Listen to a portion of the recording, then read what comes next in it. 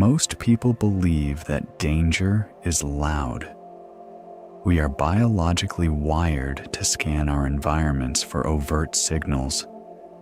The raised voice, the erratic movement, the sudden flash of aggression. We look for the storm, assuming that visibility is a requirement for threat.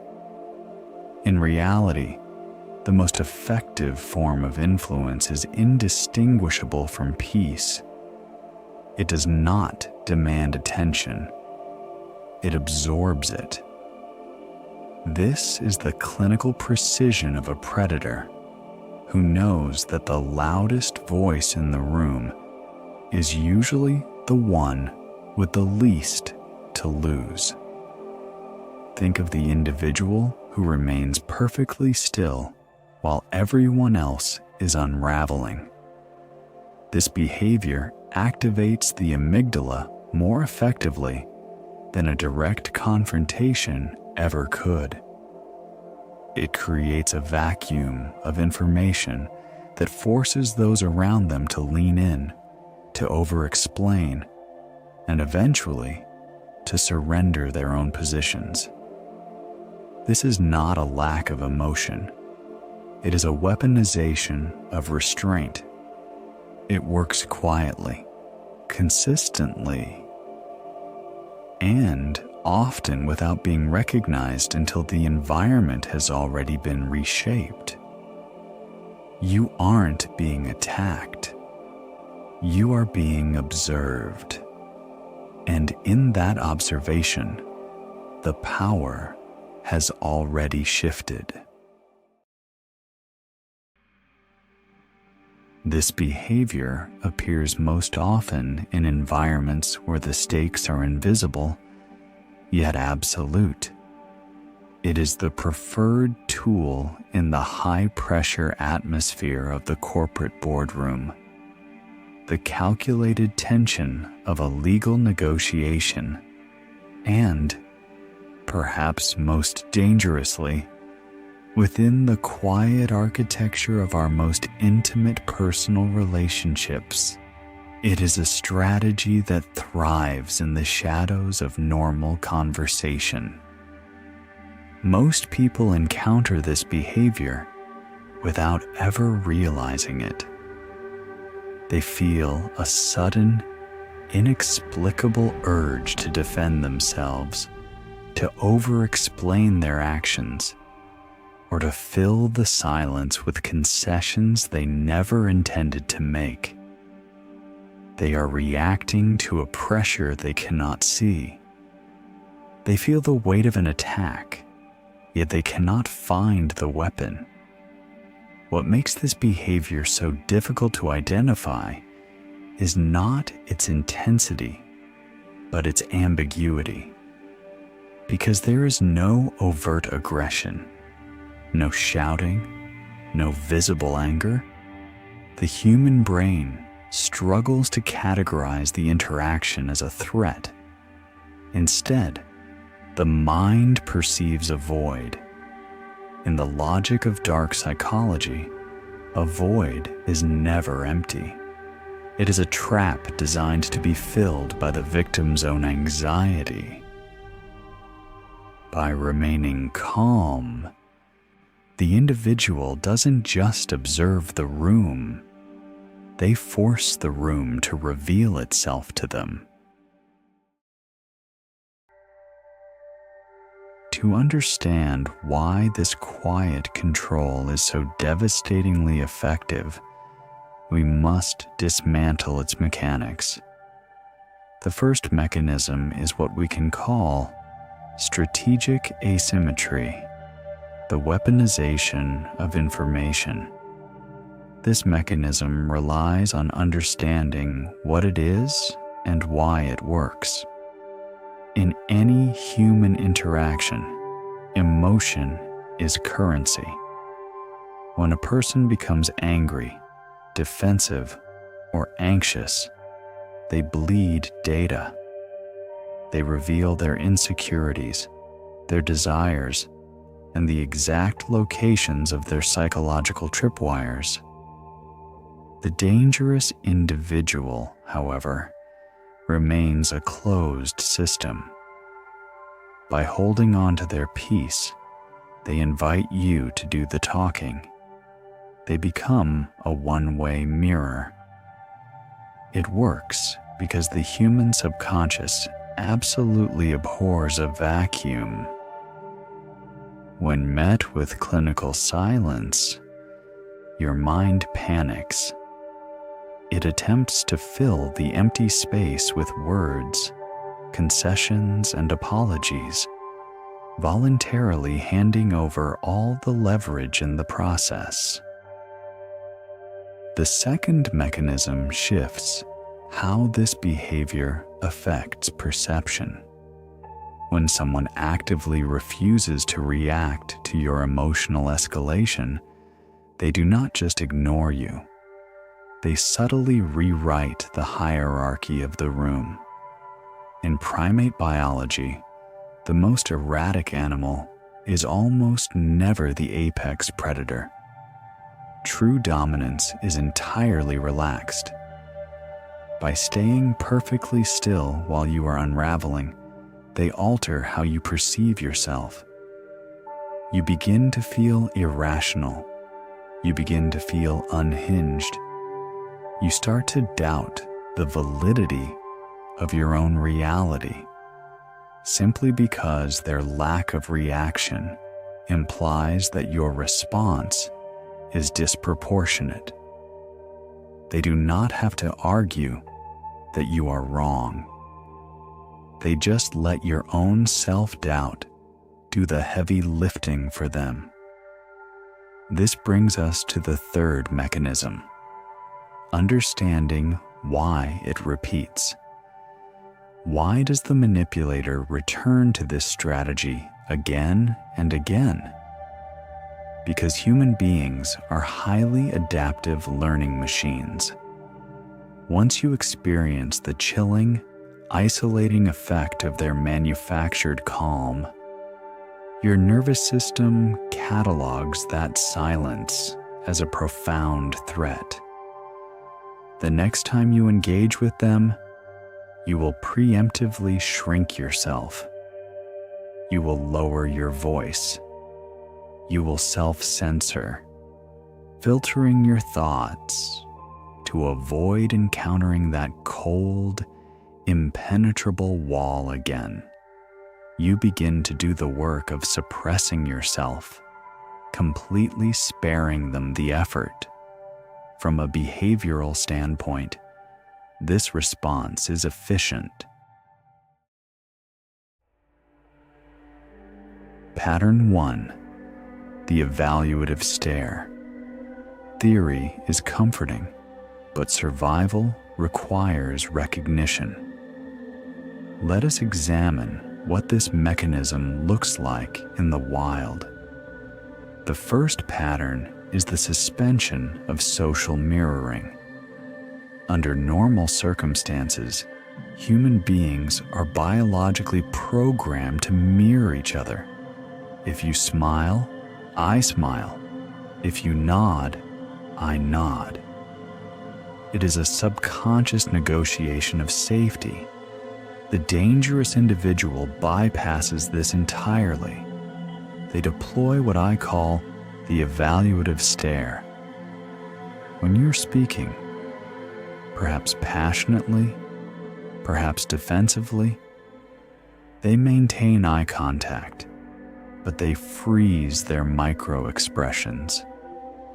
There is no nod of encouragement. There is no furrowed brow of disagreement. There is only a flat, unblinking reception of your words. By withholding the expected social echo, they plunge you into psychological freefall. You begin to speak faster. You over-explain.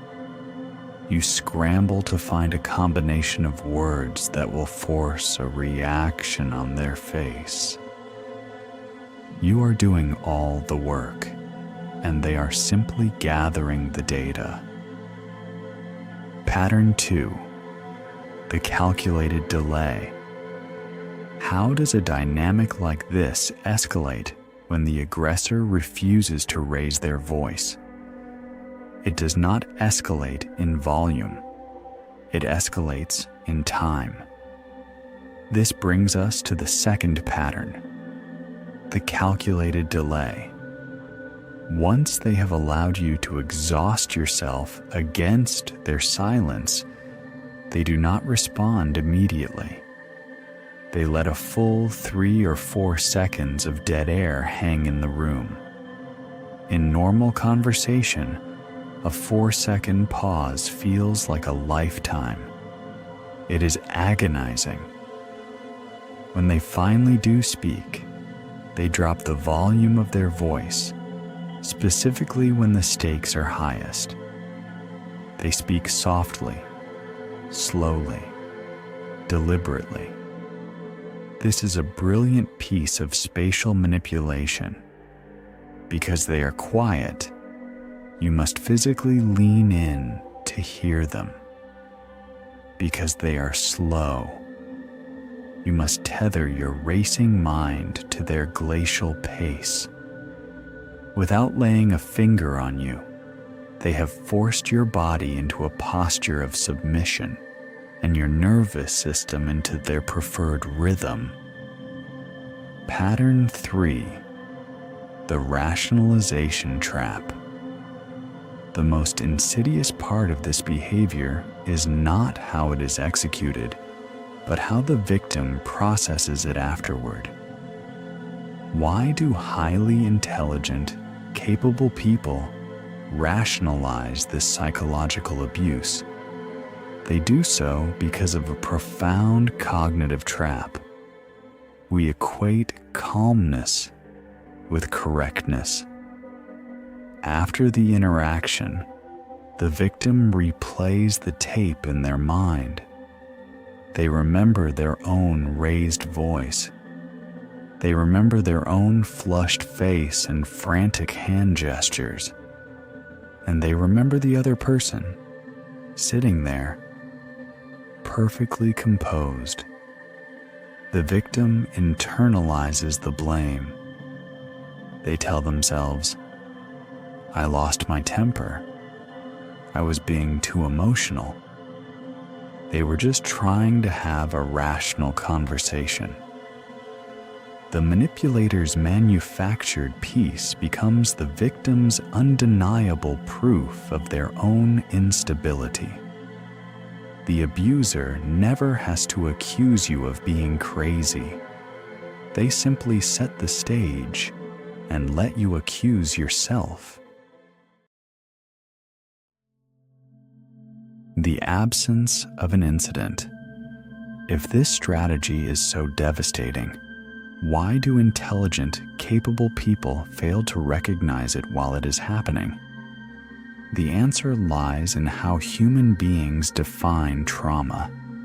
We are conditioned to look for an incident, a raised hand, a shattered glass, a screaming match. We scan our memories for an undeniable event that justifies our internal distress. But strategic peace does not leave a fingerprint. The dangerous individual avoids obvious conflict, cloaking their control in absolute, plausible deniability.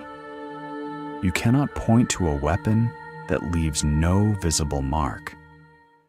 When you try to explain to a friend, or even to yourself, why you feel so broken down by this person, your explanation sounds petty. You hear yourself saying, "They just sat there," or "they just looked at me." And immediately, you sound like the irrational one.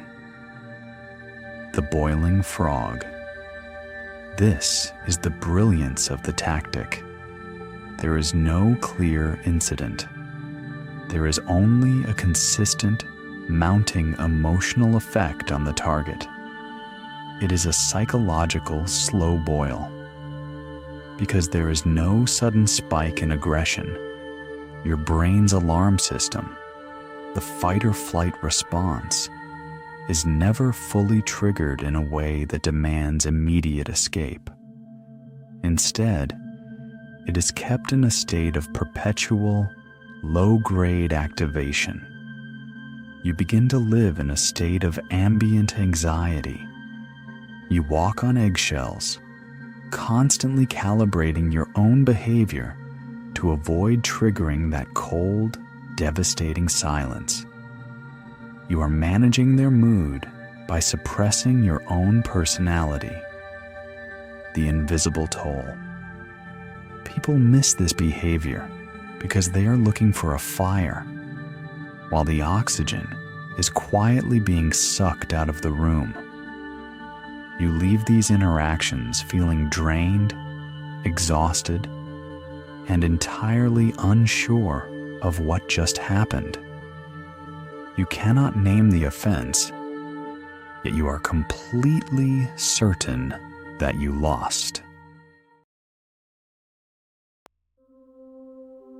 The danger of misdiagnosis.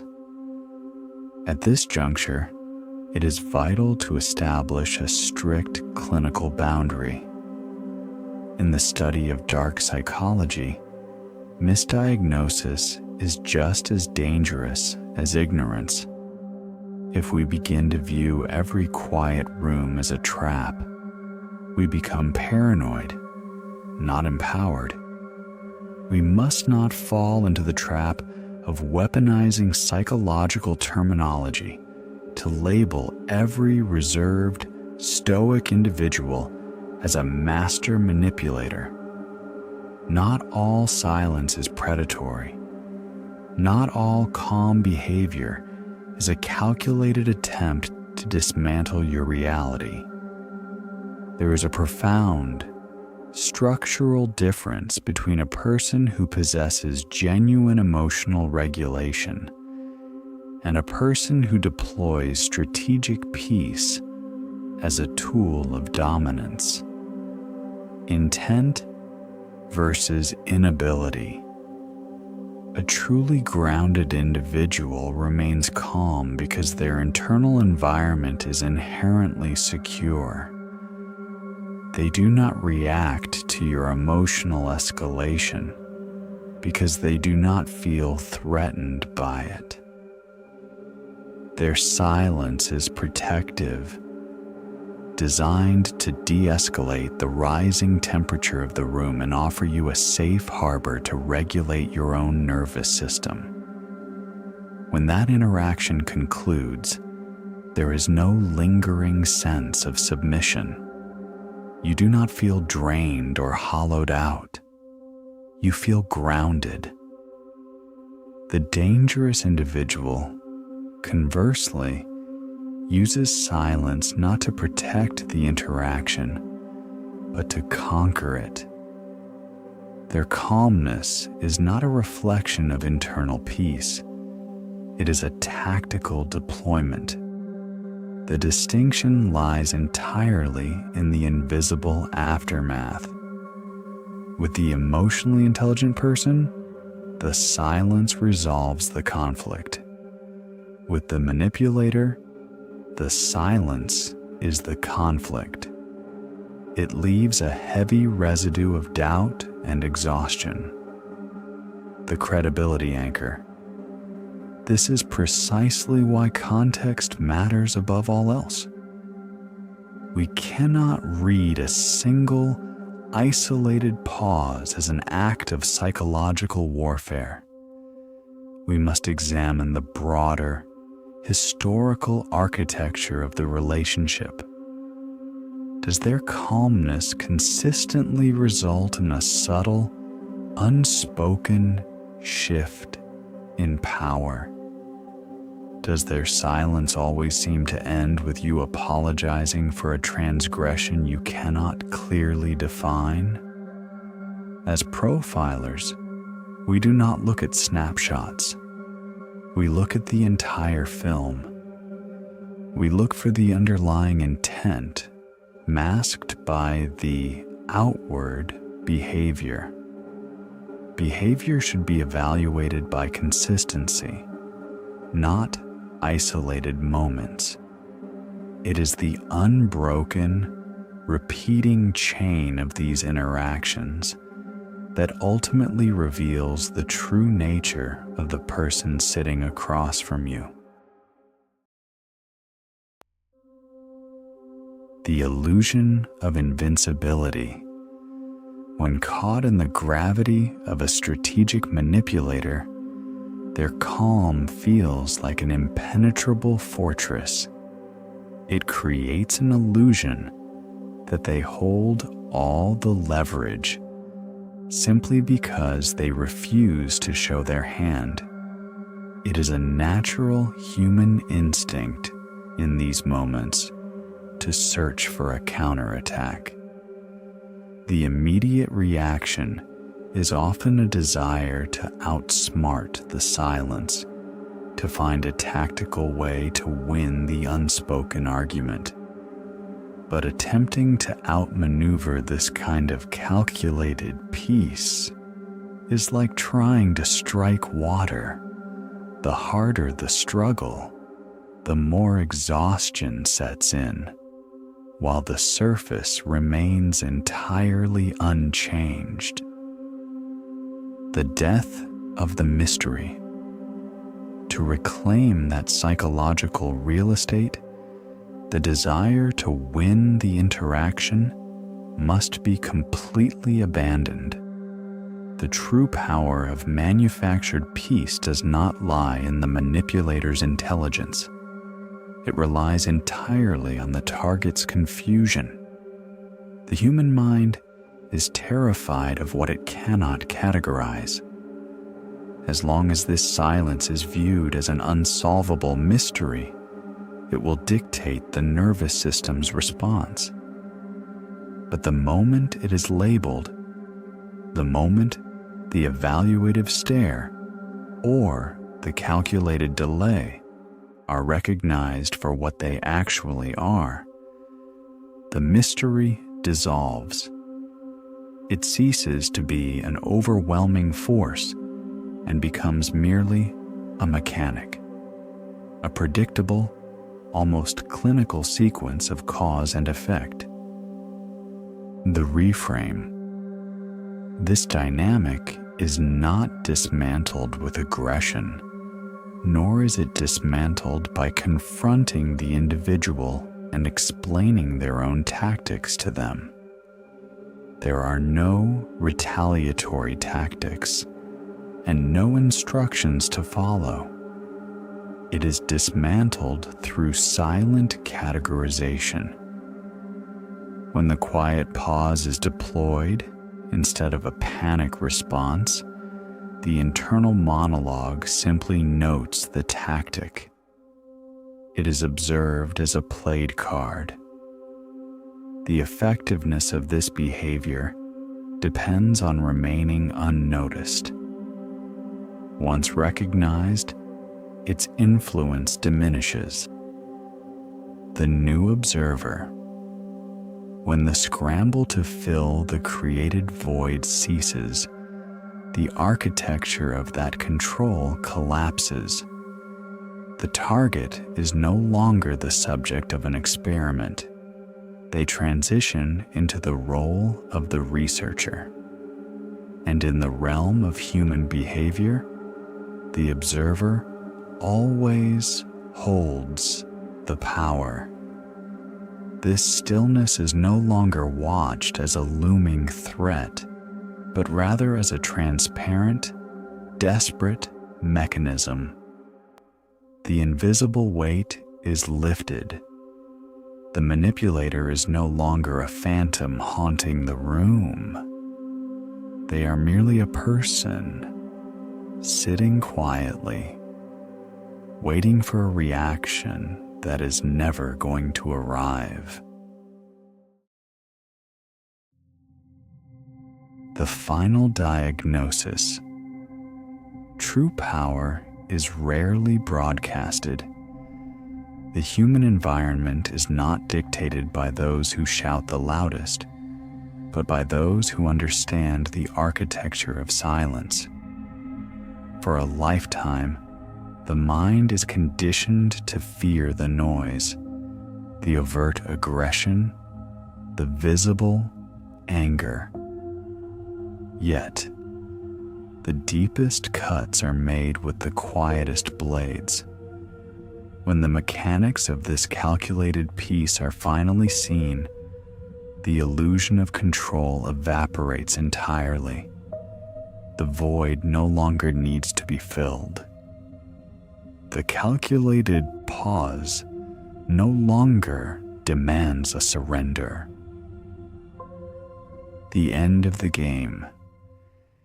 What was once perceived as a profound, unshakable psychological threat is reduced to a simple, predictable, behavioral pattern. It becomes completely powerless in the light of objective observation. The manipulator's greatest weapon is the target's lack of awareness. By refusing to participate in the silent negotiation, the game ends.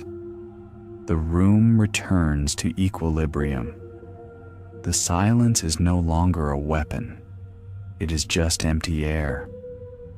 As the dynamic shifts, a fundamental law of human behavior remains. The most influential behaviors don't demand attention. They reshape it.